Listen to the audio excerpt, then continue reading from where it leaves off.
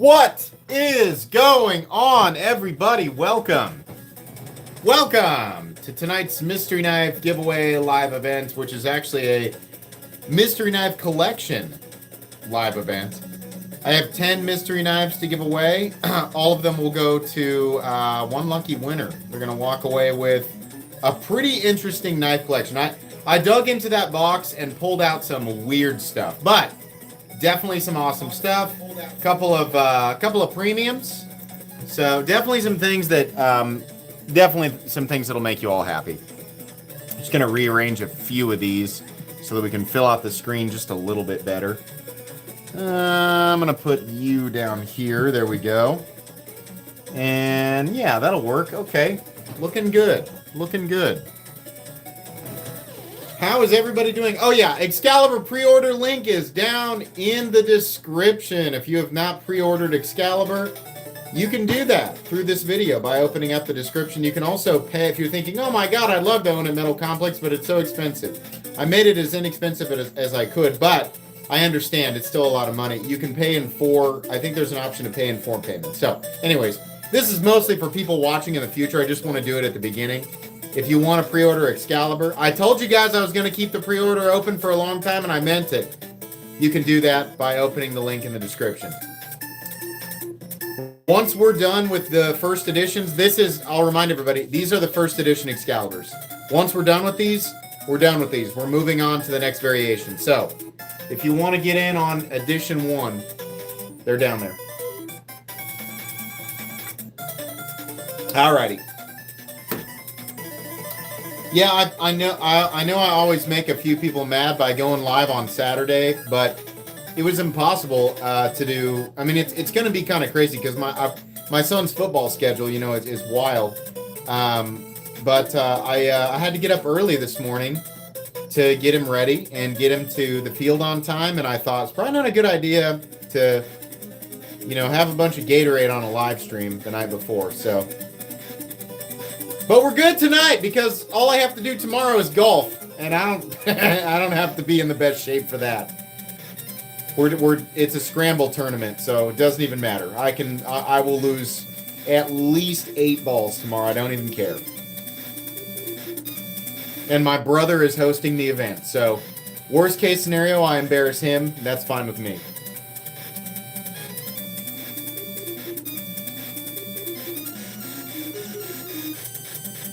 What's the orange Civivi knife? We'll get to that. I don't even know what you're talking about. I have no idea. I don't have an orange Civivi knife on the table. It must be an illusion. I mean, they're not even available until like the 16th, so I don't know what you're talking about. Not here, not me.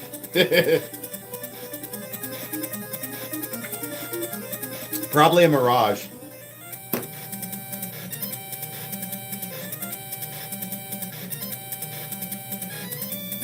I love that you guys all know each other now. This is just like, there's a ton of people who probably like maybe never would have met. You guys all know each other through the live stream. That's great.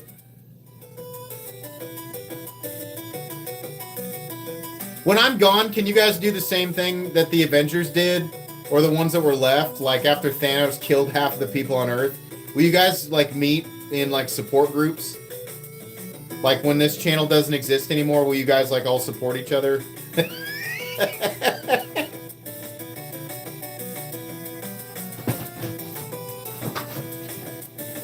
Yeah, I'm glad you guys enjoy it. I enjoy sharing my stuff with you guys and giving away my stuff to you guys. Excuse me. Sorry about that. We had a little bit of a touching moment there that I ruined with a horrendous, very foggy belch from deep within the cavernous realms of yours truly. Nah, man, I'm just kidding, Robert. I will be here for an obnoxious amount of time. I'll be here so long, you guys will be like, dude, stop. Please. Stop. Stop making content. YouTube will evolve, and like social media will evolve far past the necessity for me to be here, and I will still be here making the same content. Because it has never been, and it's cool, I love the views and the engagement, but that was never the point. That was never the goal. I thought I like pocket knives. I bet other people do, and I see other people doing this, so I want to do it.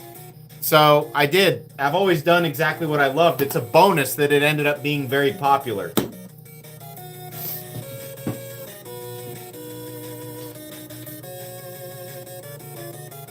Instant noodles really are a blessing to the world.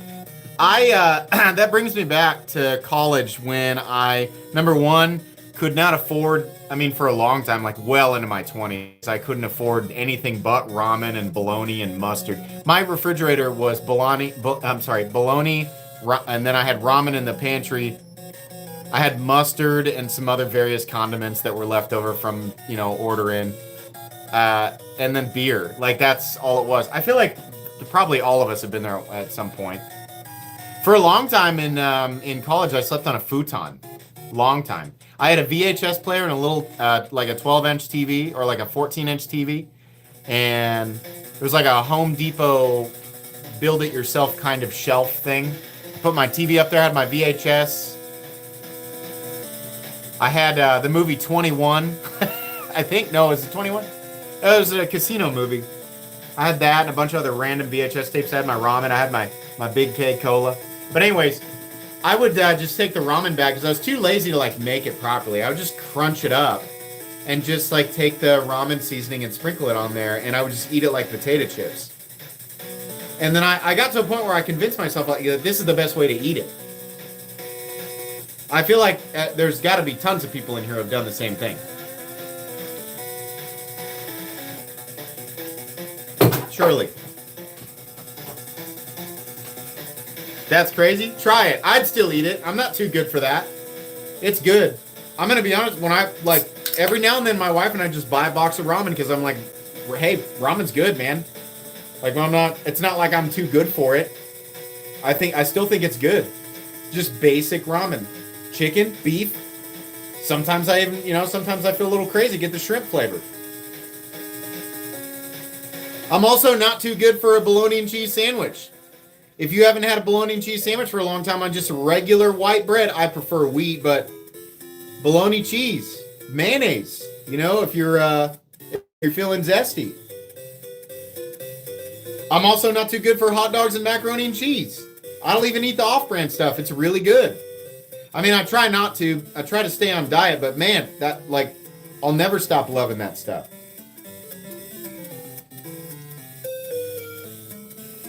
Ramen's good, just high in sodium. Well, I'll tell you a trick, a life hack to get the sodium out of it. Don't put the sodium in it. Just eat the noodles. Just eat the noodles in the water.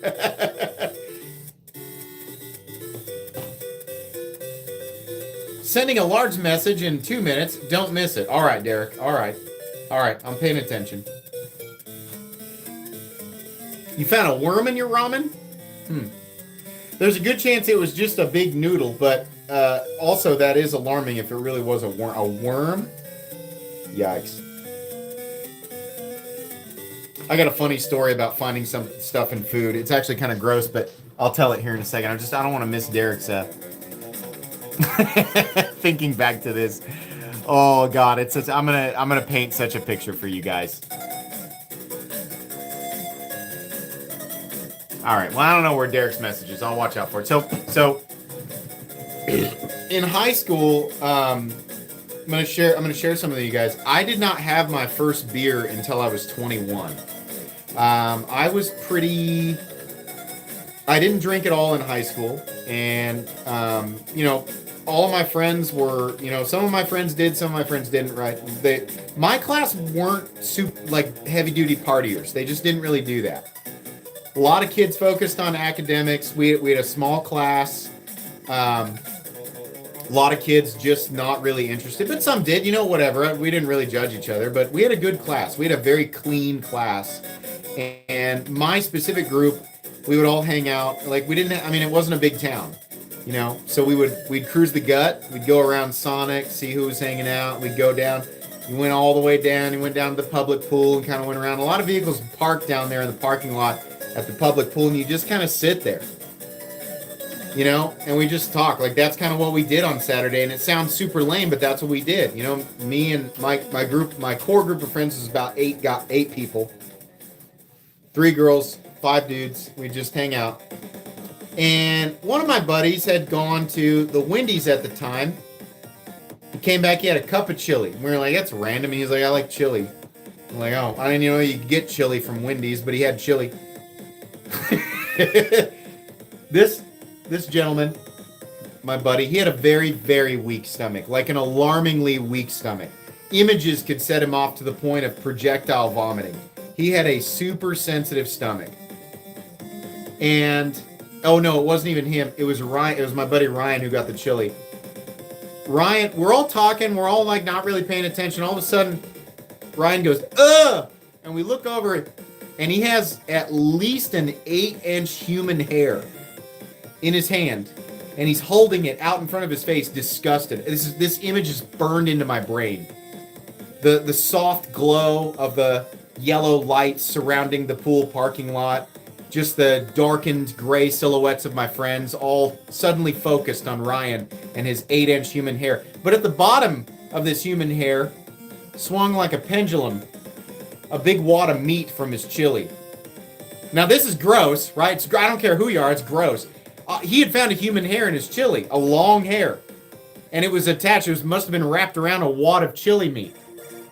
Just swinging. It was gross, and before we could even decide to laugh, poor Daniel with a weak stomach immediately starts projectile vomiting. Like at least 4.5 to 5 feet in front of him. Explosive. And we were all shocked. Number one, Sugar Weasel Dad, thanks for your donation. You're the best. Got my giveaway items yesterday. Hey, good deal. I'm so glad. I'm so glad you like them. Before we could even decide to laugh, I mean, first of all, we were startled by the hair in the meat. That was weird. And then before anybody could decide to laugh or exclaim about being grossed out, Daniel was puking. We had to deal with that too. That was wild. I didn't know how to emotionally respond to what was happening. It was too much all at once. So Daniel's puking, and then we start laughing. We finally decide that the situation's funny. We're all emotionally overwhelmed. Daniel's laughing also, but also puking. Like, he can't control it. Like, it's funny to him. It's gross to Ryan. It's gross to all of us. We're all laughing. Daniel's puking. We're all just overwhelmed by the situation. And I'll never forget, like, we all start to wind down, and, like, Daniel's, you know, it's kind of like turning off a hose. It just, bleh, and he's, like, kind of hunched over, still laughing. We're kind of crying and wiping tears out of our eyes, and we're all, like, winding down. And this I think it was an old Cutlass, an old Buick, super old gold, just like, we couldn't even see inside. We don't know who was in it. It starts putting around in front of us, and our attention gets drawn to this car. And it's like, blub, blub, blub, blub, blub, blub. We're all quiet, just silently watching this vehicle, all just emotionally drained from the trauma that we've just dealt with, and the comedy we've just dealt with. It's blub, blub, blub, but going super slow, really weird. Before we know it, it's right in front of us. Before we know it, it's right in front of us, still moving. But we had forgotten about essentially the central zone in which Daniel had exploded his innards on the ground. Well, the car perfectly ran over this pile of puke. The sound that it made, the squelch that it made, it goes, the exhaust of the vehicle, blah, blah, blah. It hits the pile of puke and goes, and then the back wheel, and keeps going. And before we knew it, he's puking again. The sound was enough to set him off a second time. I still remember not being able to control, like, it was such an absurd situation because Daniel, he's got such a weak stomach. It set him off again, and like, then a lot of us started getting, because then it started to stink, and it was just an awful situation. So bad. Such a stupid, small town, pointless story. But that was the highlight of our evening. Oh, awful.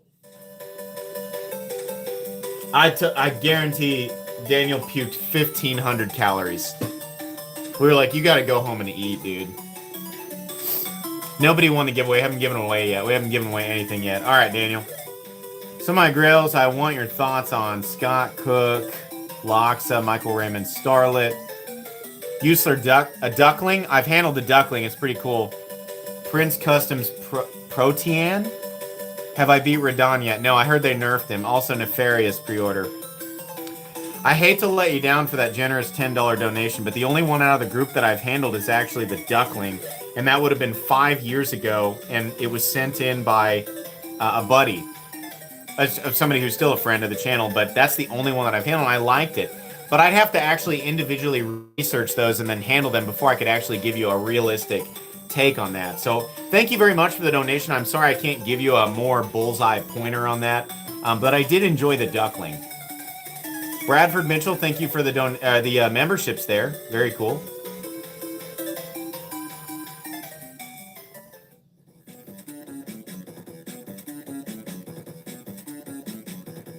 Yeah, I'm sad that I could not defeat Radon before they nerfed him. I'm sad I couldn't defeat Radon before they nerfed him, and I was actually trying with a summon, and I still couldn't do it. What's extra pathetic is I was fighting him as a level 238 character with an enormous amount of experience in all of the Souls games and Elden Ring, and the pattern in Phase 2, most specifically, it was the 5 teleport swipes and then the AoE afterwards. I could not get that down. I know you're supposed to back up and like roll into him and then back up again so you don't get AoE'd, but while I was struggling to remember the pattern, I would get hit in the face 5 times in a row and then take the AoE anyway. Like, I just could not get it. The closest I got him was probably 1/3 HP. And I think I've died over 40 times, so it's been pretty rough. Consort Radon is definitely, as somebody who has completed all of the Souls games and the original Elden Ring, sometimes I summoned. Sorry, whatever, I don't care. That's the hardest boss I've ever faced in any game. Like, Consort Radon is nasty. I think anybody who goes in with their build and like doesn't look up the strategy, you just go in raw. I think a lot of people would agree that Consort Radon is at least in the top 5 hardest bosses in video game history. He's rough, man. His hitboxes are rough. Like, where he can hit you, it's rough. I'm not going to say it's unfair. I know you can do it. I've seen other people do it. But it's just rough. Front flipper Wii knife, I have no idea what you're talking about. I definitely do not have the Wii Guthrie out on the table, and I definitely wouldn't know if it's an absolute banger and definitely worth the hype. I would have no idea because it doesn't even release until the 16th, so I definitely don't have that knife right there right now. I have no idea what you're talking about. I would have no idea if this is an absolutely excellent front flipper. I would have no idea if it has excellent action and looks absolutely amazing. Boy, I wouldn't be able to tell you. You'll have to wait until I unbox it.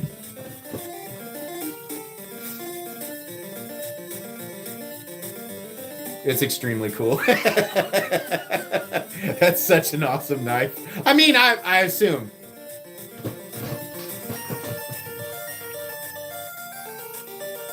I popped back into Diablo to play with my wife because I heard Season 5 is awesome. And you know what? It is. Diablo 4 Season 5 is really fun. I like, everybody pooped all over that game after Season 2 or 3 or whatever. And I read that it was, like, pretty good. And I popped back in. I was like, wow, this is actually super fun. So my wife and I have been casually playing a couple of characters. She's doing Sorceress this time, and I'm doing a Druid for the first time ever and having a lot of fun.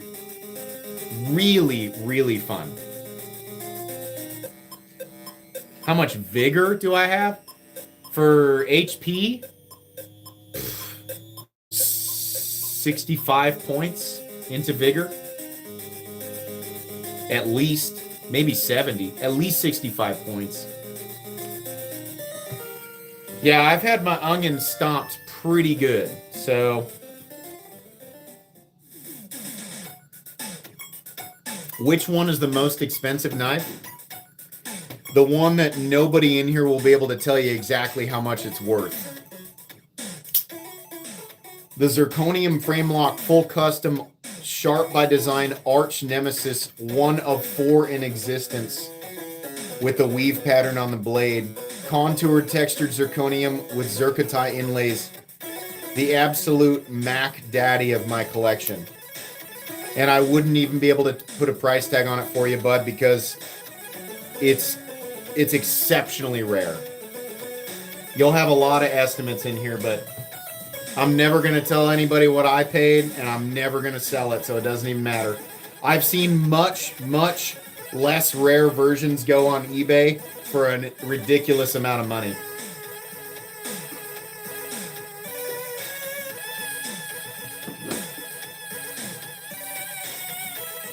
I'll tell you what. I'll put it this way. It's worth substantially more than $7,000. But you'll never. I mean, he stopped making them. He won't do another weave blade like that. The 3 other brothers, I don't know where they are, but I know this is the most exotic of the 4, and it's also the final one he ever did. I'll give you a close-up of that weave blade because it's really impressive. It's a milled, hollow dagger ground blade. Absolutely the nastiest blade I have ever seen in my life. The whole blade, the whole knife is absolute perfection. Anything that you see on here is just fingerprints, right? But even the inlay is textured. Absolutely astounding work by Brian Nadeau. 100% USA.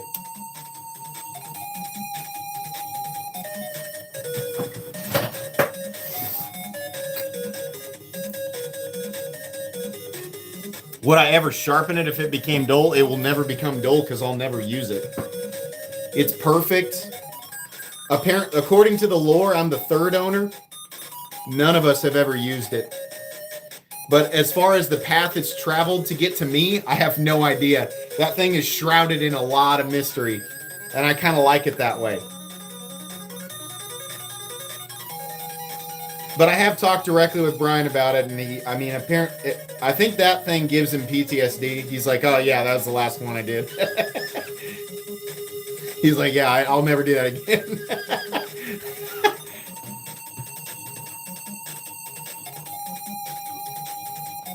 You could buy a lot of Cheez-Its. Do you know how many guns you could buy? There's at least one new person in here thinking that.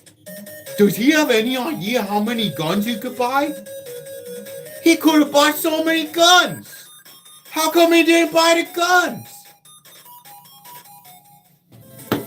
You avocado. If I want to buy a gun, I'll buy a gun, obviously. Listen, if it's not clear, I like knives.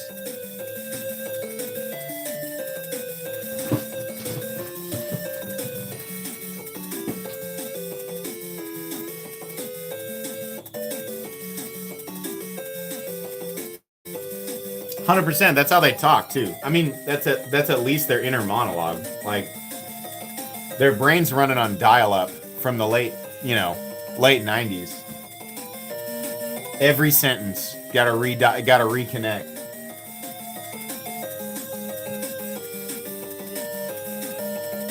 Ari Zorn, thank you. That's actually if that's your real name, that's a really, I don't know why, I just think that's an epic name. Is that your real first and last name, Ari Zorn? I feel like maybe you might have superpowers.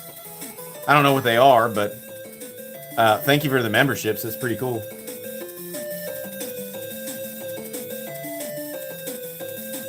What's the bottom right? Bronze next to the Shiro. It's actually titanium, but this is the Mamba V3, which is probably currently the best XM24 alternative on the market. It's very, very similar in a lot of ways to the Hinder XM24. It's just got better cutting geometry, probably a better utilitarian blade. It's in Magna Cut, and it has this kind of silvery bronze ano with, I call it angry golf ball texture. I think this is $250. Yeah, this is a really good knife. Off-Grid Knives always nails it. But if you've ever looked at an XM24 and you're like, yeah, that's really cool, I just don't want to pay $600 for it, pick up the Mamba V3. That thing is awesome. And very, very hindery without being a copy. Like, it's got a lot of similar elements. It feels a lot like, if you miss 2014 ZT, if you're like me and you miss 2014 ZT, go look at Off-Grid Knives. Especially this, the Mamba V3. Like, man, it's so good.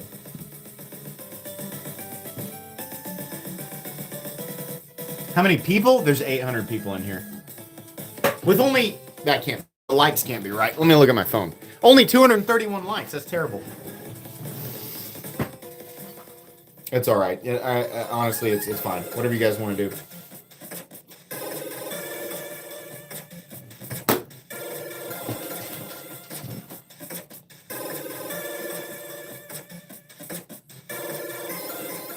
So, recommendations on Demco. So, Demco's bringing a bunch of custom 8010s to the next show.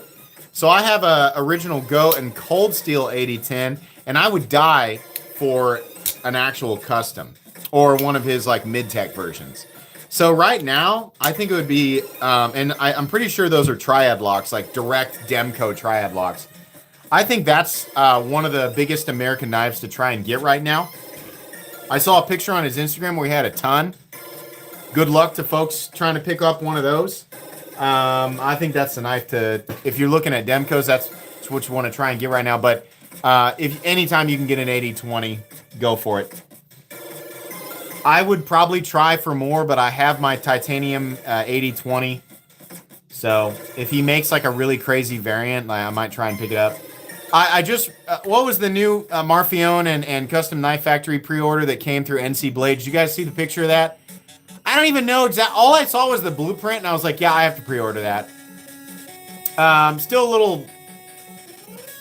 I'm not 100% as far as like where CKF knives are made, I bet that I'm just guessing. I don't know for sure. I bet a lot of it's actually manufactured in China, and then they do some assembly and some finished work in Russia. I honestly have no idea. The truth is I don't really care. I know what CKF and Marfione are capable of design-wise, and it's an integral, and it looks absolutely ridiculous. So I'm gonna pick it up. No, I already have the Sakosha pre-ordered. It's the new one. What is it called? Can somebody help me out? You can go to NC Blade right now and find a pre-order for it. It looks ridiculous. I want it for the design.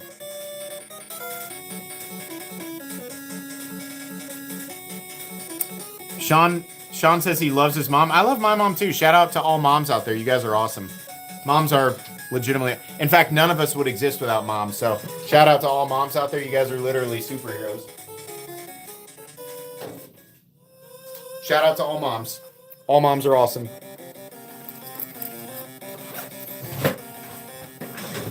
MC, the mom is awesome.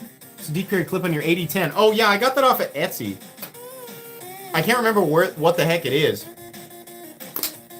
I wish I could help you, but I literally was just Googling deep carry clip for 8010, and I found one that I was like, oh, that eliminates all of the crappiness, the giraffe crap that was the original clip, and it makes it great. They even have a little spacer there to make it work. This is much more carryable, but I found this on Etsy. Just a nice deep carry titanium clip. No idea where it came from, though. Sorry.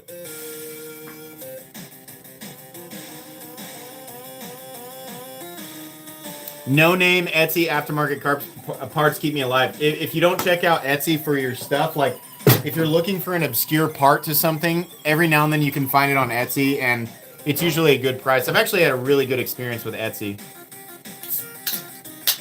Ever played the Fallout games? Yeah, I got really into Fallout 3 and did not return for a long time. And here recently, like right after my daughter was born, I would get up really early and kind of take a shift so my wife could sleep. And I've got a ROG Ally that I like to use, so I'm not like confined to my TV. If you don't know, a ROG Ally is a portable PC that it's like a gigantic Game Gear or Nintendo Switch, but it's got the power of a computer.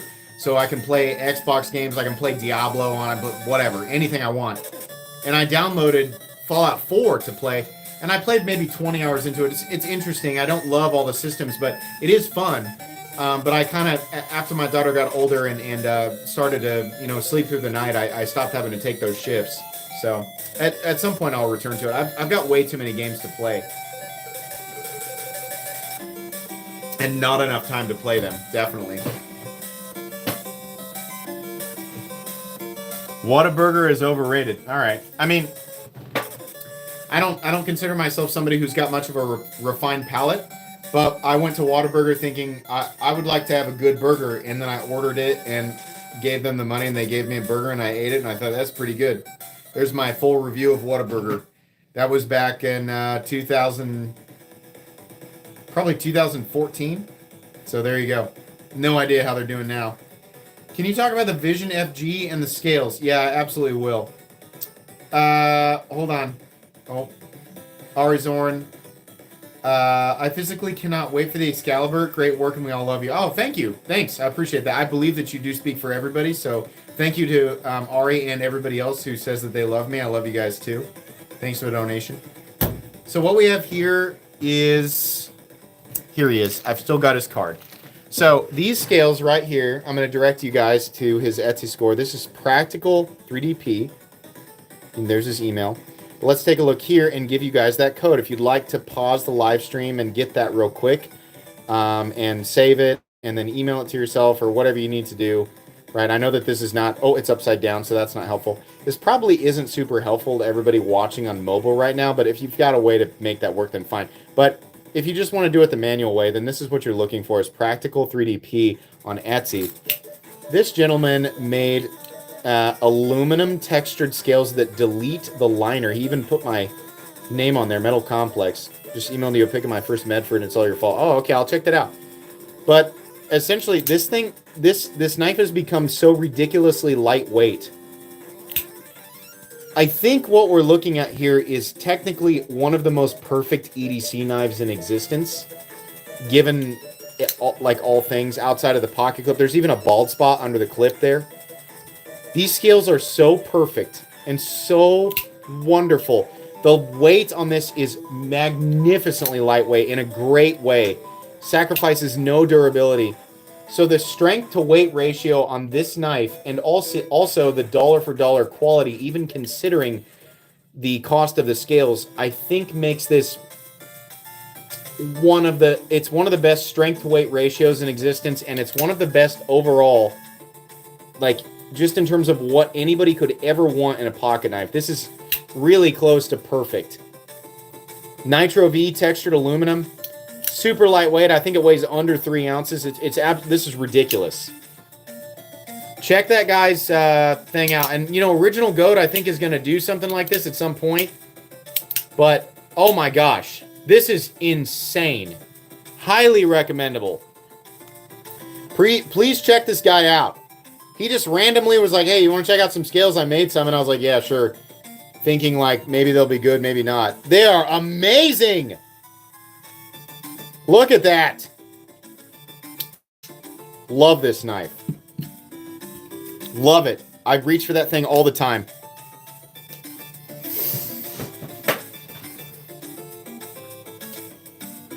How much are his scales? Did anybody go there? I mean, he sent those to me for free. I imagine he makes them, so they're not going to be incredibly cheap, but they're aluminum, so they're not going to be terrible.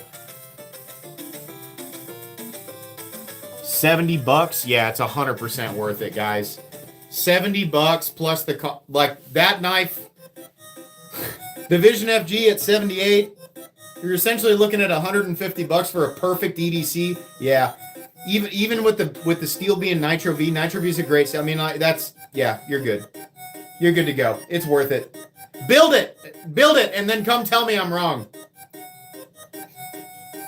The Vision FG is also incredibly easy to take apart. That was a simple mod. I don't get a commission from his site. I'm just telling you, the same way I always do. It's amazing. The knife is amazing. The scales are amazing. Do mine have milling on the inside? Yes, they're milled out. I'll just gotta give you the weight. Here. I'll weigh it.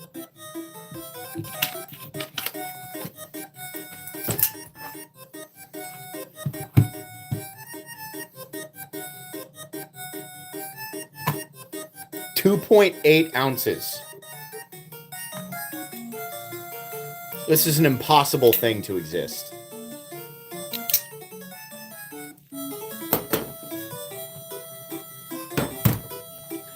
I just showed perfection to a whole bunch of people.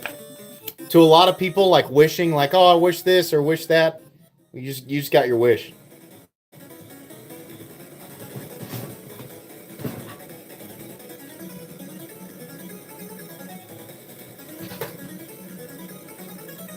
Yeah, it's aluminum. Aircraft 6061 T6 aluminum.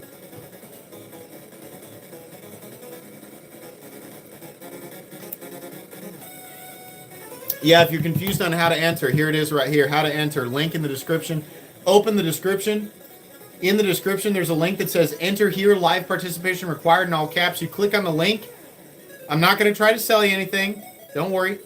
I mean, later in the live, I'll try to convince you to join my Patreon. But to join this giveaway, it's all free. You don't even have to be a subscriber. Literally, if you're like, I hate you, I'll never subscribe to you, but I'll take a free knife. Fine. Go to the go to the link and just leave your comment. That's all you got to do. I'm not going to judge. It's all right. I get it. You don't have to like me, but I'll give you a free knife.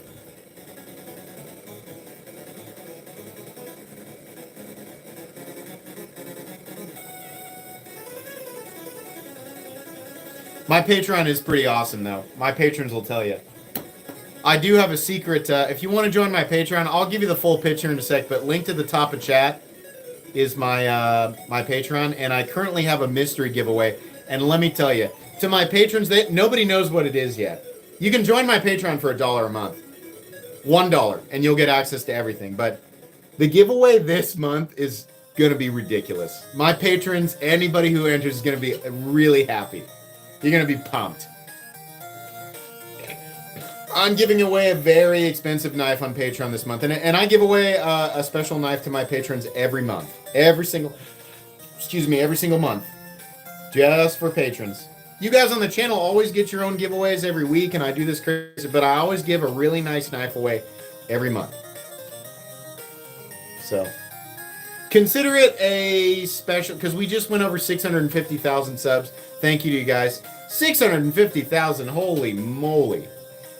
That's a number I can't even wrap my mind around, but we just crossed over 650K, and I thought, you know, I'm not going to do like the next big event on the channel will be 750K, 750,000, but I thought I could do something special for 650 for patrons. So I'll let you know what it is on Friday of next week, and then we'll draw the name for it. So if you want to join my Patreon and get in on that, you'll be very happy with all the other stuff there, which includes once a week exclusive content, behind the curtain stuff, private Discord access, buy, sell, trade, private Patreon chat, buy, sell, trade, community.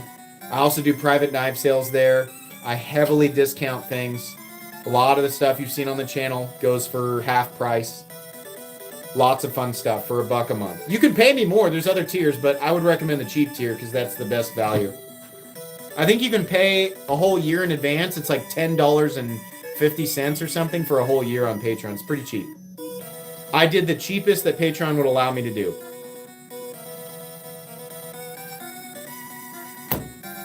Thank you. Thank you for the congratulations. How about Melissa getting her gold plaque? Did you see that? Man, that's so cool. That's so motivating. I've talked about this before. I saw Melissa post her gold, her 1 million subscriber plaque from YouTube. The first pure knife content creator in history to hit 1 million subs.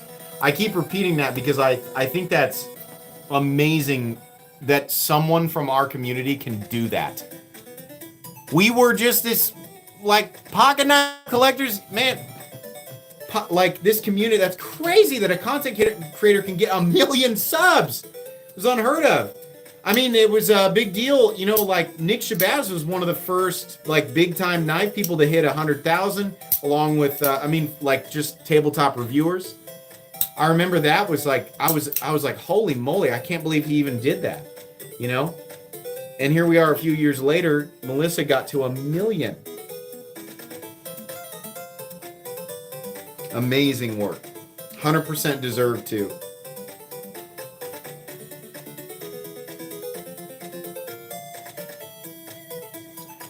All my boys love knives, and so do all their boys. We are many. Yeah, we are. I mean, I don't think the knife community really existed or really understood exactly how far the reach was. It was only within the last decade that we all figured out how to connect with each other. And we've had some setbacks. We've had some censoring and you know, some limitations by certain platforms.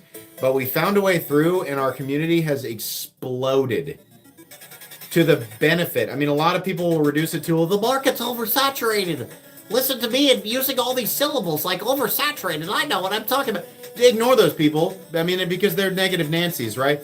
The benefit here is that we have so many people involved in this economy, so many different makers and designers. Yeah, the prices of certain things are going up, but the competition is fierce. So we're getting absolute fire, especially on the mid-range and lower end. The more welcoming part of the industry has become substantially more accessible. Some of the most inventive and interesting ideas have come out in the last 2 to 3 years alone. I mean, it's really amazing. So we live in I mean, you can view it negatively or you can view it positively, but I choose to view it positively. I think we exist in some of the best times that we could hope for in terms of the knife community. If you are very specifically a collector of pure American cutlery, especially the popular mid-tech, high-end production and custom territory, yeah, it does suck for you because that stuff has become absurdly expensive. If you're somebody who flips knives like that, you're probably complaining. If you're somebody who's just like into cutlery and like wanting to like look at all the stuff that's out there, oh my gosh, you must be in heaven. Just like every day is something amazing, you know? I can't keep up with it. I'm a positive Polly.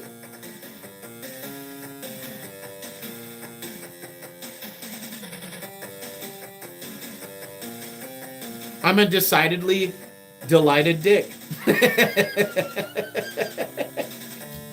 Look at me humoring myself.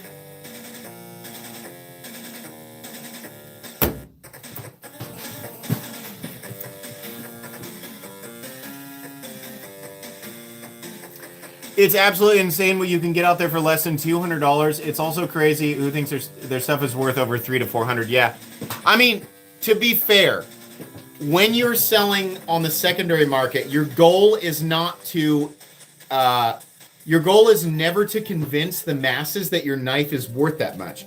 Your goal is to convince exactly one person to buy it.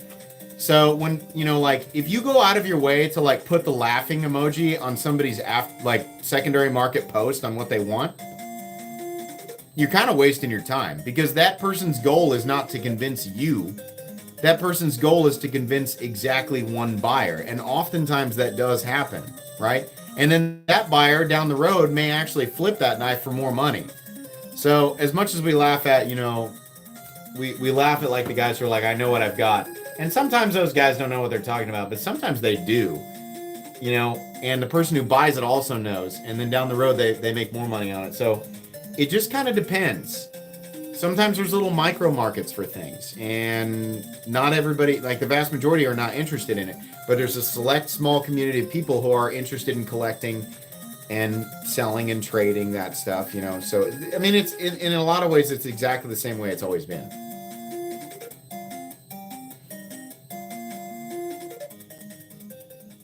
There will be an endless, there'll never be a limit to the amount of stuff you are not willing to buy. But that doesn't mean that somebody else doesn't want it. We forget that. We forget that we're not the main character. None of us are. Sorry, I know I'm getting real philosophical. I don't mean to put a wet blanket on your evening. Sorry. The best mentality to have with this stuff, especially if you're new, let me help you out with your mindset. It's okay to know that something exists at the price that it exists and go, not for me. Thank you very much, sir. Have a nice day. And then go on with your life. You do not have to dedicate your existence to hating that something exists at a price point. You have too much to love. You have too much to discover. For everything that you hate, there are 100 more things that you would love, but you haven't discovered it because you're spending too much time consuming barbed wire as a suppository. Don't do that. Metaphorically, not physically. Don't do that to yourself. Just enjoy. Put a smile on your face. Let me do all of that. Let me do all the sorting. That's my job, is to sometimes be negative and sometimes be positive. But do your best to fill your life with positivity and enjoy the things that you want to enjoy. Mom, MC said I'm not special. Your mom's a smart lady. None of us are. But we can all continue to love the things that we love and just fill our life with as much enjoyment as possible. Ugh. Some people aren't happy unless they're angry. I agree 100%. Yeah, that's the case.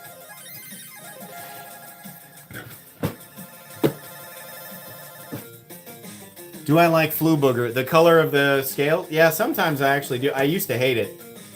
I remember being super offended by that color when I looked at the first XM18. That, like, the first time I saw it was on an XM18 natural G10. I thought, who the heck would ever buy that? And then, like, 6 months later, I was like, that's such a weird color. I don't know, like, be kind of, like, if I, I guess if I bought all the colors, and I didn't buy that one, maybe I'd add it. Another 6 months, I was like, I do like green. Like, I kept slowly selling myself on it.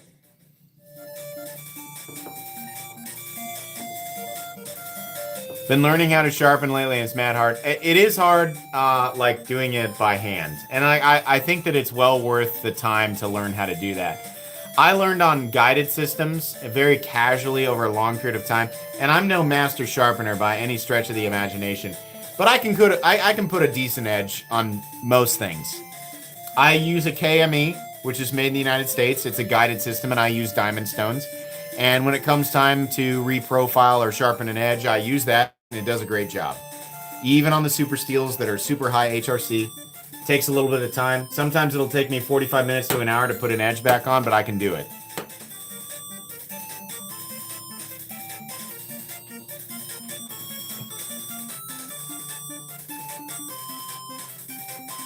Watch your videos all the time. Thank you for making them and all the research and info you put into your reviews. Thank you very much, Paul. I try. I don't get everything exactly right. Fortunately, I have you guys to point out when I'm wrong, and I consider that a benefit. But I do try to get information accurate, at least in the I try to do it the best way possible in the format that I'm comfortable with. So I appreciate you guys enjoy the format that I deliver this information in.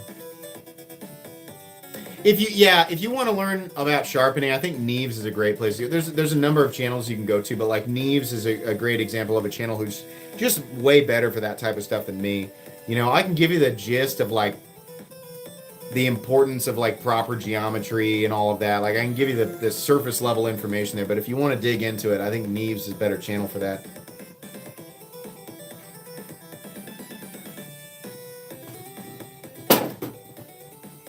Time is it? It's only 7:19. We're only halfway through this. 1,100 people. Welcome, 1,100 people. Consider number one, pre-ordering the Excalibur. I have Excalibur prototype V1 here. Consider pre-ordering Excalibur by going down into the description and checking out the pre-order link for Excalibur. Which is going to be available very soon. And this is V1. The V3 prototype is substantially better in so many ways. This is a great knife. I've really enjoyed carrying V1, and I'll always have it just to remind me of the first prototype that I received. But prototype V3 is absolutely superior in so many ways. But check out the link in the description if you want to pre-order Excalibur. It's very cool. But also consider joining Patreon, which is linked at the top of chat. We do have a super special monthly Patreon giveaway going on, exclusive to patrons. So you can click on the link in chat if you want to and go over to my Patreon and get in on that. That's the most recent post that I made. But tonight's giveaway is free for everybody. Is it an integral? Yes, it is. The V3 prototype is contoured, textured titanium. You can choose between standard, DLC, or satin for the blade, like standard, like tumbled. And then the frames can be either tumbled or DLC. It'll be in Vanax. Timascus pivot colors on both sides. External stops, including thumb studs. Beautiful action, proper heat treatment, amazing geometry. I went all in. I built that knife off of everything that I've experienced, everything that I love, nothing that I hate. It is the ultimate culmination of my desires when it comes to perfection. For me, I don't need everybody else to think it's perfect. I just wanted to make something perfect by my own standards. And that's what Excalibur is. And then the goal is to make it as cheap as possible for what it is. You won't find another Vanax integral built like that for $400. It does not exist on the knife market. We made it as inexpensive as possible. Love your videos. I work at sea and I'm looking for recommendations on a tough, long-lasting knife, not crazy expensive. You work at sea? You need something super stainless. Like LC200N, Vanax, or MagnaCut, and not super expensive. LC200N. You know, honestly, that Lockback Spyderco, is it the Siren? Wouldn't be a bad choice. Something Spyderco, yeah. Spyderco does the best job in the... I'd love to tell you to buy my knife in Vanax, but honestly, like, the best bet is to go with something from Spyderco, from their Salt line, or something LC200N. I wouldn't go with H1. I'd go with LC200, Chronometer 30 or LC200N. What is Z-Finit also the same thing? Or am I wrong? Hold on. Chronometer 30 Z. Yeah, Z-Finit or N360. LC200N has an interesting history.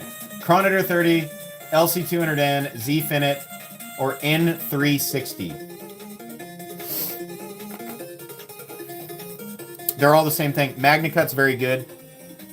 I don't know the stainless properties, but like which one is better between MagnaCut and LC200N. Vanax is a good choice, but it's super expensive. K390 I don't think is incredibly stainless. What's the chromium content and the carbon content of K390? Does somebody know that off the top of their head? You have to have a really good ratio between those two for it to be even considered baseline stainless. K390 I don't think is stainless. Yeah, it's carbon steel. K390 is incredible for as a user pocket knife, but it's not incredible stainless. You patina all your K390, yeah, probably a good idea.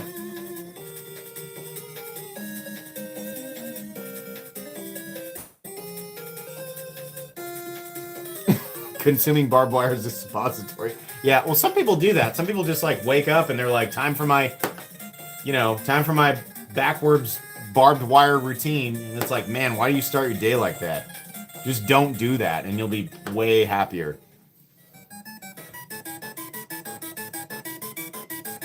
Chromium content is 4.2%. Yeah, it's nowhere near stainless. 2.47 carbon and 4.2% chromium. K390 is not even close. But that's okay. That's all right. K390, I mean, for a lot of people, you live in environments where that's not a problem, then go for K390. If corrosion's not an issue where you live, then you don't need a stainless steel. You'll gain so much more from a lot of these compositions that are incredibly tough and they don't put an emphasis on chromium content. Oh my gosh.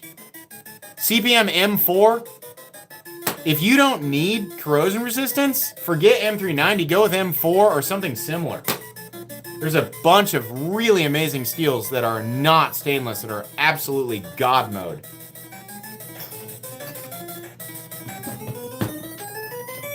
Here's a great one.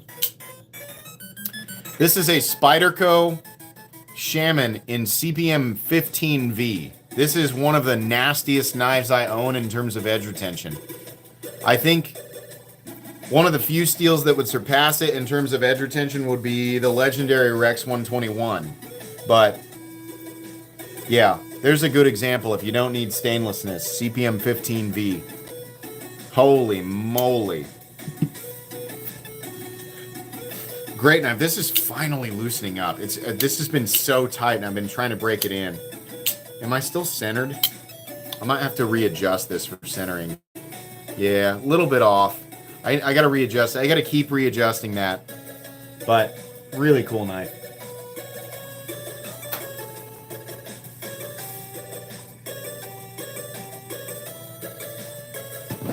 Is Excalibur numbered? I think you have your number when you pre-order it. Can you? I mean, this is on Kunwu's end, so I apologize for not knowing this. I believe when you pre-order Excalibur, you get your exact number, like authenticated in your email. But as far as printed on the knife, probably not. Any steel I don't have, dude, there are thousands of compositions I don't have. Like, I mean, so many. The Seiko, it's a Seiko LX. The one that was modeled after the C. So the C element one. So this has a spring drive in it. And it's not a Grand Seiko, but I like it a lot more than the Grand Seiko diver. That's why I picked it up. Titanium band, titanium case, ratchet, factory clasp. Awesome, awesome, awesome, awesome watch. Beautiful. Everything I could want. And the spring drive, hyper accurate. One of the most accurate movements on Earth, apparently. The retail on these is $6,000, but I got mine for about $4,000, a little over $4,000. Brand new.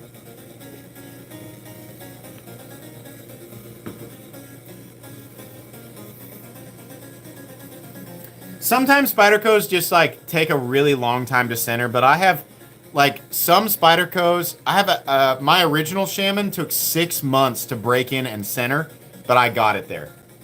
And it sucked to have to do that. But if you keep working at it, you'll get it. All of my custom Shamans, I broke them in over a long period of time, and I got them centered. This is my 4th custom Shaman. All of them have centered. Then again, yeah. Super thick. Miguron Nagain, their first DLC. First DLC M390, I think, yeah. Big old thick boy at 1/4 inch. One of the most carryable, overbuilt knives. Carbon fiber inlays. Titanium, really cool. Compound grind. Hollow initial, flat secondary.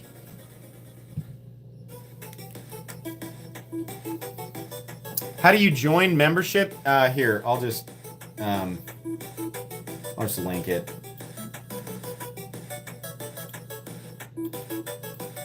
If you want to be a member, just click on that link right there. If you want to be a channel member, you'll gain access to, like, if you look in chat, there's people who have like badges and stuff, like the little helmet icons. It's $2 a month. You'll gain access to all the Excalibur emojis, which are like all these. I'm trying to just click a bunch of them. Here's a bunch of Gorts. You'll gain access to all the Excalibur emojis and the badging system, if you want. A lot of long-time members. Some people have been members for 4 years on this channel, which is really cool.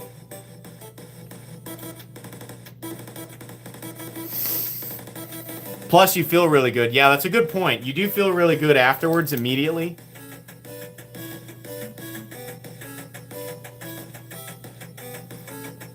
Worth it for Gord alone. The history behind the Gord emoji, which is that weird face, it's actually my face and Levon's face combined. Like, I can't remember Levon from the Knife Nuts podcast, which, by the way, if you guys don't listen to Knife Nuts podcast, like, those are so awesome. Levon is one of the most knowledgeable people on Earth when it comes to the history of the modern knife world. The guy is like an encyclopedia. But I love that podcast, and he and I became friends like after I started my YouTube channel, but we talk all the time in our chat on Instagram. And at some point, I can't remember why we combined our faces, but the the face ended up being really funny, so we called him Gordon. He kind of represents like the stereotypical like cynical and it's like the newcomer who's highly skeptical of everything because they have knowledge of different enthusiast groups and know nothing about the knife world, but they're applying knowledge that doesn't perfectly relate. So, the guy under the wizard's hood, essentially. I just thought it would add a funny layer of irony for it to be my face. Because I've been there. You know, we all have. Every new person who steps into this world is like, I don't know about this. These people don't seem to know that they can buy firearms for these prices. You know, we've all been there.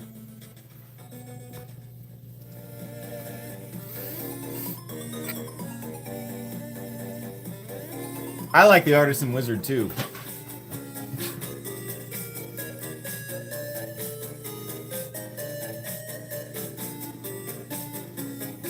Nope, I had no idea when I started out. I wanted to pretend that I did because I wanted to fit in. You know, I was like, oh man, I gotta let these other internet people know that I'm to be taken seriously. You know, even though they'll forget that I exist after literally 8 seconds. And then you realize, why do I care? Why do I care? It's better to just look up, to just find out the correct information over a very long period of time, which is what it's going to take. You can't simplify the knife world. You can't do it. Like you're constantly learning, even after, boy, it's been like 16 years since I've like bought the Kershaw Blur and realized that knives could be better. Even after 16 years, I'm like, oh crap, I didn't know that. You know, like you have to learn things.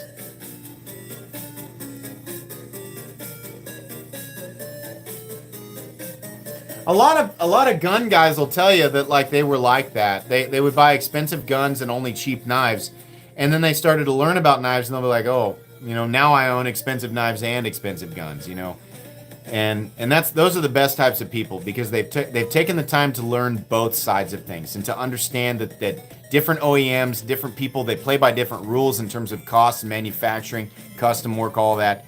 It's just, you cannot simplify. Everybody wants to oversimplify it so that it makes sense to them, and you just can't do it. You have to accept that things are way more complicated than you can possibly imagine.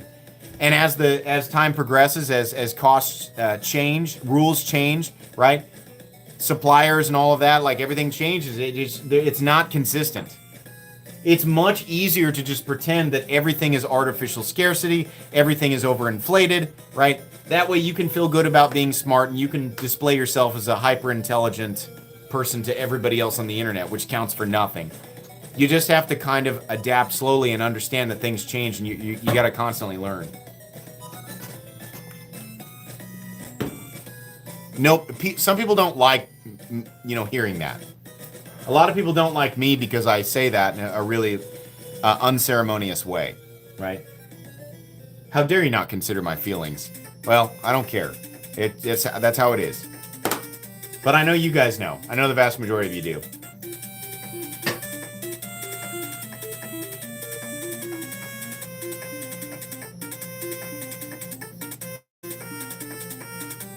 Oh yeah, I was really happy to see the positive feedback on the Blade Binge website.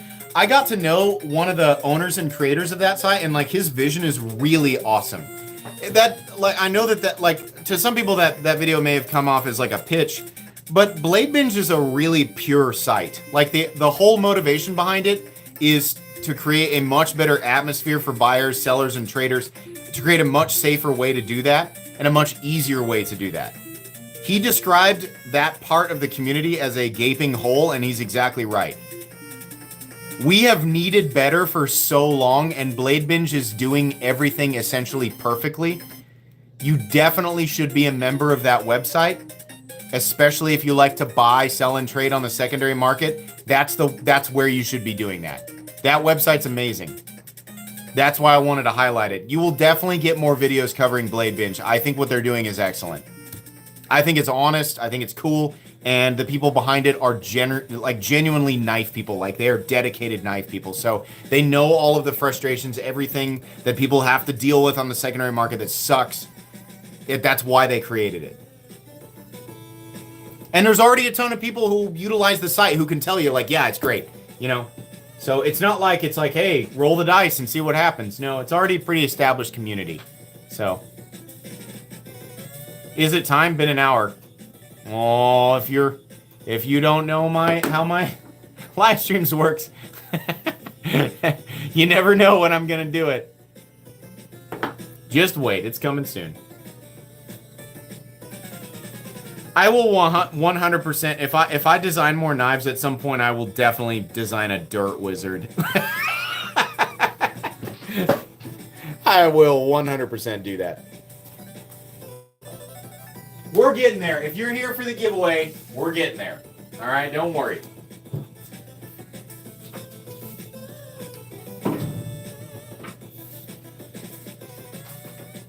I'm looking at my swords.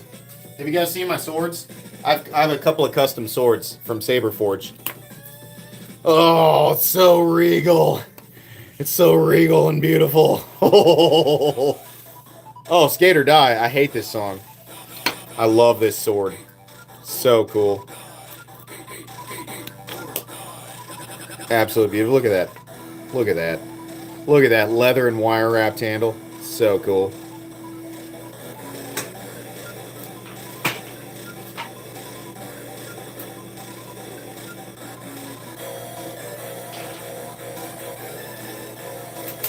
This is the worst Nintendo song I've ever heard. For months, perhaps years, I've been skipping this song on this stream. God, I hate it.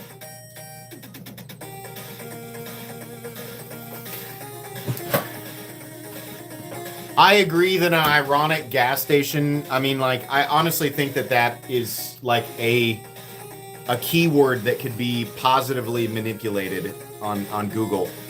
But, like, selling a series based on the gas station, like, the improperly labeled, just like how often that word is used by people who have no idea what they're saying. Like, you know what? You might as well use it, you know? Why fight it? Just use it. I think a gas station series, just based on all of, like, the hive mind crap that is said about the knife world, like, yeah, you might as well.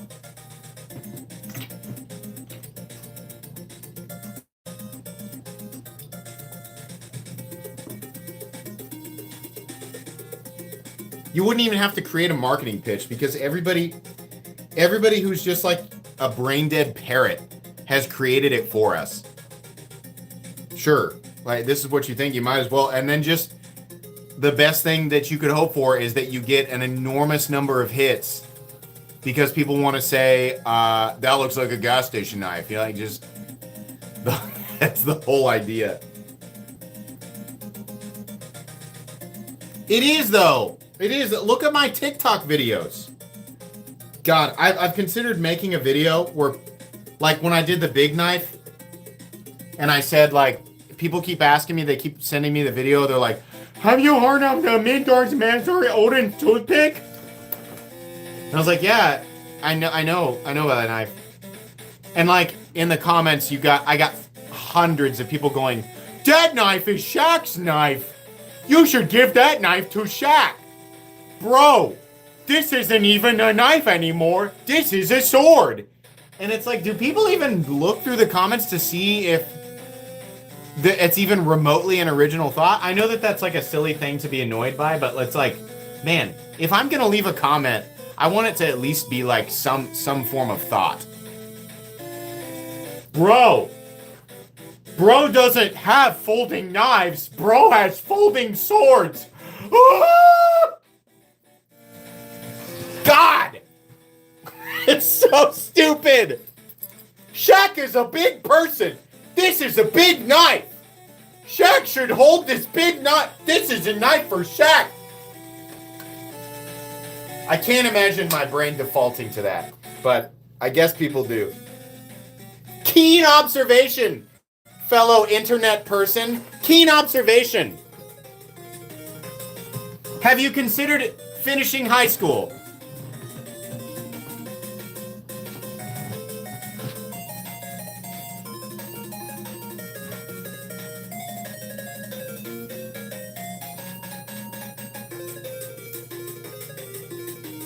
Oh, dude, try running a channel. You're triggered all the time.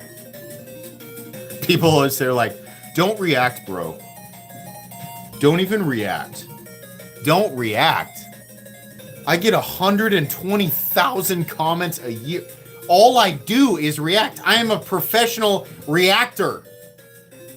You have to. You also have to call people out on stuff like that. You do. Don't react is terrible advice. React. React however you want to. If somebody leaves a public comment, give them a public reply. It's a level playing field. 100%. Who's gonna let them have that dumb thought and keep it all to themselves? No.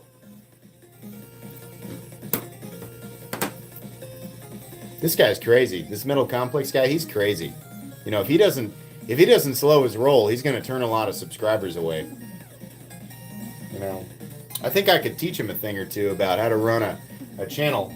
This guy needs to know if he keeps this up, you know, he's not gonna grow. He's not gonna see much gain here, because what he should do is you should just let all that go and just focus on the.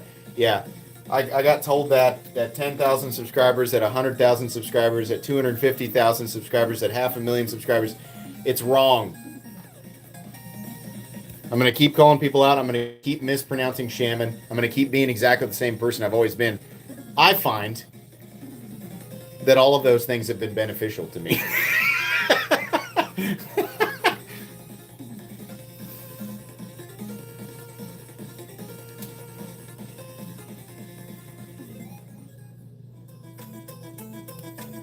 I could dedicate a channel to rants. The thing is like just letting it go, like each individual rant, just kind of letting it go and moving on to the next thing. Here's something.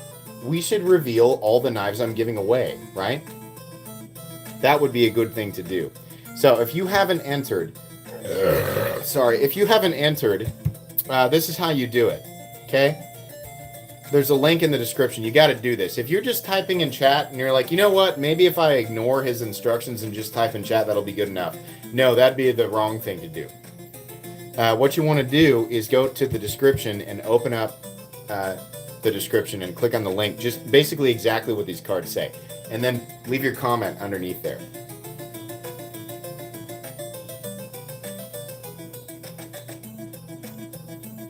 That's what you got to do. And then I'm going to reveal a whole bunch of really wild and crazy knives that I'm going to be giving away tonight to one person. One person will be winning actually a pretty extravagant collection of pocket knives.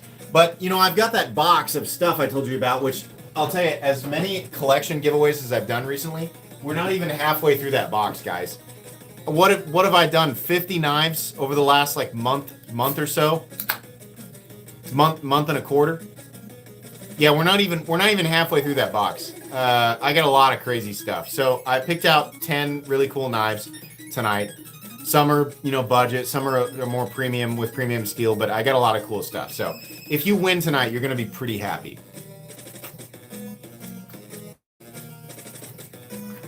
No, yeah, as it turns out, a lot of people keep pointing out this cut right here. They're like, do you know you have a slice in your mat and it's in like all of your reviews? Yes. I can't remember which video I did that in, but there is a video on YouTube.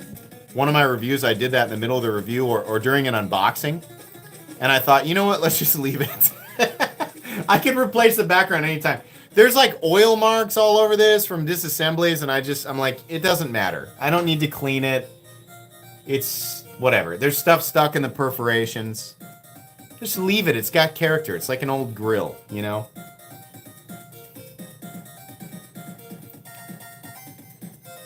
No, the Narrows, I am going to give away all of the Narrows that I received. I'm considering keeping one, but all the Narrows that Benchmade gave me, like, I'm definitely going to do a giveaway. You guys are going to get those. I'm just, right now, all I'm doing is letting people enter. I had a couple of messages from people that said, hey, that last little bit that you did, that you do on your live streams where you explain how to enter, it was still like kind of unclear to me, and I wish you'd given me a little more time. I'm giving people a little extra time tonight.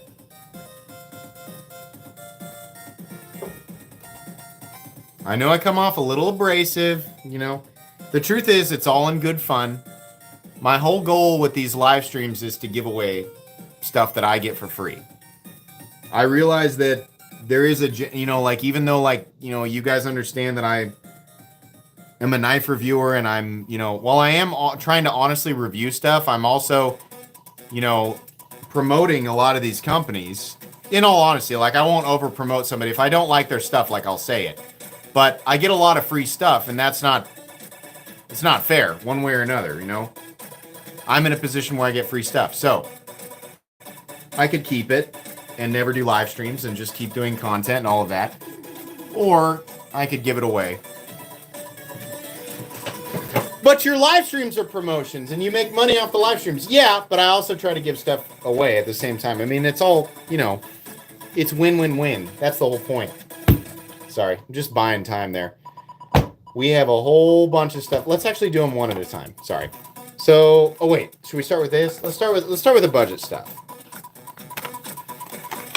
So first off, we have a huge Civivi from a long time ago.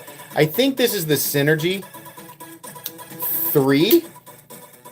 Actually, a pretty cool Civivi knife from a while back. That thing's been there for a long time. So, Synergy 3 is the first knife of the bunch. We have a Spyderco. This is the stock OD Bowie, little fixed Bowie.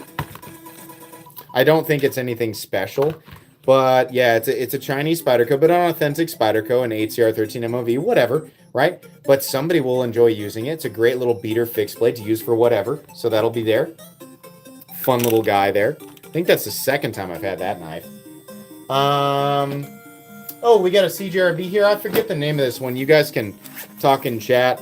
It's one of the CJRB's newer knives with the black G10, and it's got the I'm gonna have to wipe that. I think that's got some debris on it, but it's got the little pivot collar. It's got the AR RPM 9. Sorry about my hands are gross. Sorry. These are I try to exercise, try to work out. I don't like to wear gloves in the gym, so my hands are gross. Sorry about that. All right, but yeah, nice little CJRB. But is it the Nova? Nova, I think. What else we got here? We got a Kaiser. Oh, it's a Towser K. Oh, that's a great one. Oh no, that's wrong. It's not a Towser K. I have the wrong box. It's actually a Sheepdog.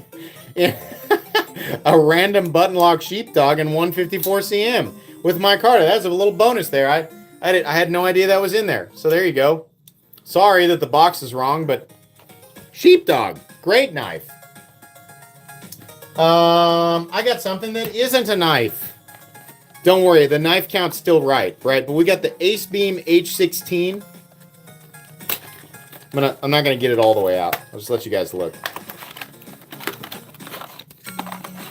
H16 comes with all the stuff and the directions and everything. So there's a little flashlight, a little bonus item there. Just a little fun little bonus item.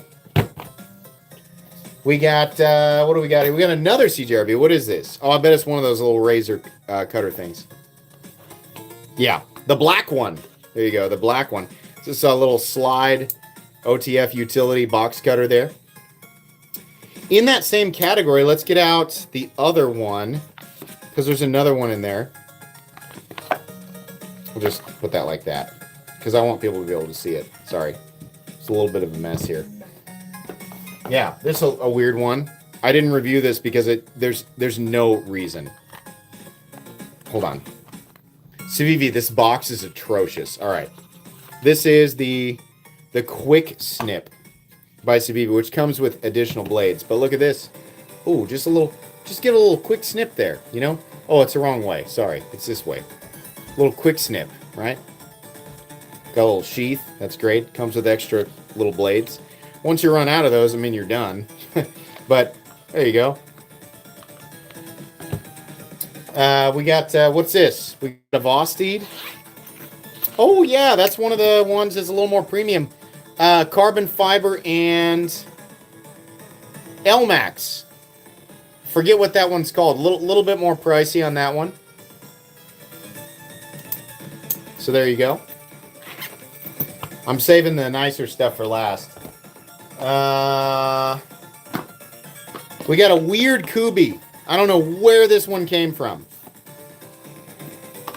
Probably Going Gear. Absolutely wild. What is this? Nothing. Nothing on the box. You guys are going to have to help out. But a cool knife. Titanium. A little ninja sword looking button lock thing from Kubi. Titanium and 14C28N, I believe. Yep, there it is right there. Little flipper katana, or little thumb square katana from Kubi. We got something random from Tools for Gents, and this one was made by Fox Knives, also a little bit more expensive. A little bit. I can't remember the price on this one. It's like a gigantic slip joint. Big slip joint in N690. N690CO, whatever that means. I honestly don't know. Big old slip joint. Very cool. Running out of room here. Okay. Then we have, a special one. A special one from Reich. This might end up being 11 knives. Maybe I counted wrong. I can't remember. We just recently reviewed this. What is it? It's the Reich Thor 7. I think these are 150 or so. We have the really cool titanium. It's like a whole cage of titanium for the bolster. And then we have carbon fiber. The twin carbon fiber scales, the titanium clip, and 154 cm for the blade. Nested lock. Really cool. Very strange build. But really, really cool. I honestly wanted to keep that one, but I thought that might be a really cool giveaway knife, so we'll go ahead and give that one away. And then finally, we have one definitive premium knife, and it is a Migron. It's Migron's only crossbar lock. That's the Vane. Titanium, contour textured, and then we have M390 for the blade. I think these are like 200. So we got one definitely premium in there. There we go. 1, 2, 3, 4, 5, 6, 7, 8, 9, 10. There's 11, so I miscounted. So 11 knives and a flashlight. So if you win tonight, that's what you're winning. All the stuff on the table that's in boxes or on top of boxes. I don't know what the value of all this stuff is combined. If you guys want to talk about that amongst yourselves for a second, that's fine. I'm going to load up the link. I imagine the value's pretty good there. One winner gets the whole lot. If you win tonight, all of this is going to you.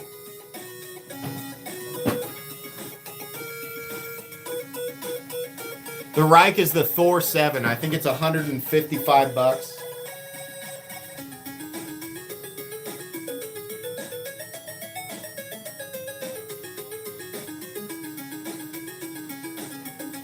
$1,200. It can't be that high. It's probably like $500 or $600 for the stuff. 700 max. 800.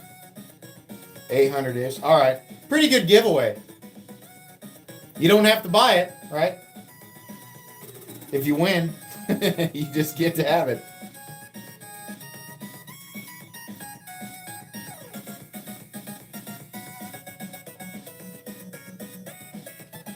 All right, here we go. Comment Picker website, we're going to refresh the page so everybody knows it's a fresh link. We're going to scroll down here and we're going to put the link, the entry link. I'll let you guys see it right there. There's the proper date and the exact link on YouTube that you all entered under. We're going to scroll down. Filter duplicate users is on, so everybody's vote counts as one, or everybody's entry counts as one.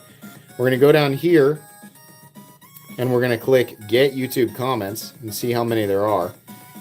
There's 1,500 of you in here right now, so there's probably 1,600 or 1,700 entries.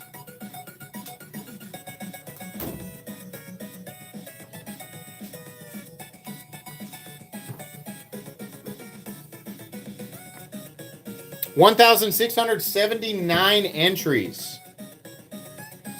Oh boy, this is a good one. This is a wacky one. A lot of weird stuff in there. A lot of fun stuff. The benefit here is that if you win and there's stuff that you don't want, there's almost certainly at least one knife that you'll enjoy.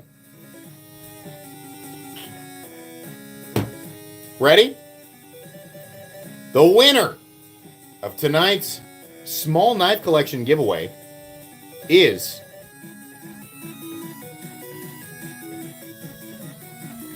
Mike Lahana 1727 says, appreciate you, sir. Something like a gray M is what we're looking for. A gray M.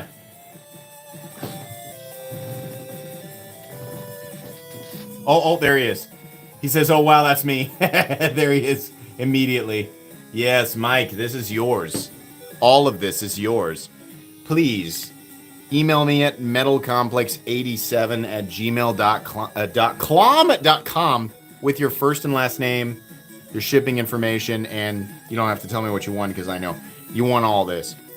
Do not panic if I don't email you back all the way until Friday of next week. That's when I do my shipping. But I will confirm tracking information with you and your address and everything like that.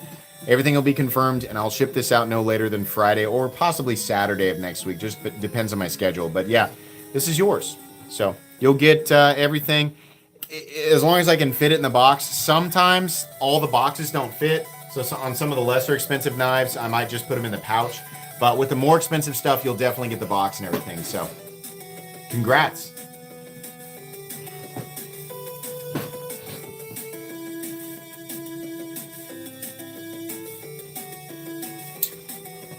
If you thought this was fun, I do this weekly. This is not a random, it's not a random thing. I have a lot of stuff that I can give away. So, yeah.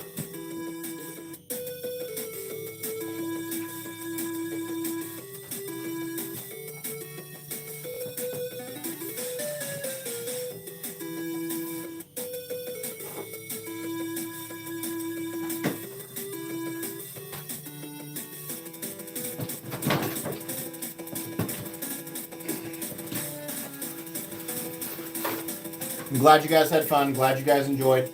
Please consider coming back next time. I do this all the time. Here lately we've had, usually kind of like the occupants during, or the occupants, participants, I guess, during the live stream are 1,000. It starts to climb towards the end, but there's always a ton of people in here. And it's always a good time. And, you guys like to chat knives and win knives. And so it's just been kind of a regular thing. So if this was your first time joining a live stream, this is a regular thing on my channel. I have a constant flow of stuff to give away. So while I am depleting a large box that was built up over last year, there's always more. So lots and lots and lots.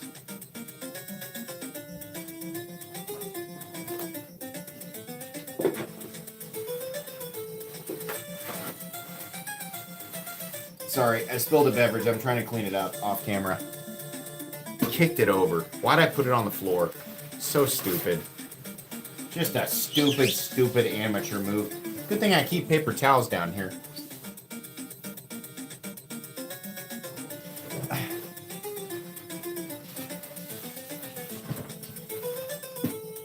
Yuck.